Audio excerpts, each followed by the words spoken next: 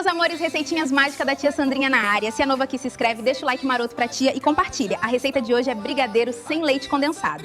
Brigadeiro que não vai leite condensado fica perfeito e muito fácil de preparar. Na panela, coloque 400 ml de leite, 2 colheres de açúcar. Assim que levantar fervura, adicione uma colher bem cheia de manteiga e 3 colheres do chocolate em pó da sua preferência. Agora é só mexer sem parar, mantendo o fogo baixo para não grudar no fundo da panela nem derramar durante a fervura. Conforme o leite vai reduzindo, a mistura engrossa e se transforma em um brigadeiro super cremoso. Eu deixei no ponto de colher, mas se você quiser enrolar, é só cozinhar por alguns minutos a mais. Depois leve para gelar e é só aproveitar essa delícia. Fica simplesmente perfeito e, na minha opinião, até melhor que o brigadeiro tradicional. Se você gostou dessa ideia, já salva aí para não perder a receita e não deixe de me seguir para mais delícias como essa.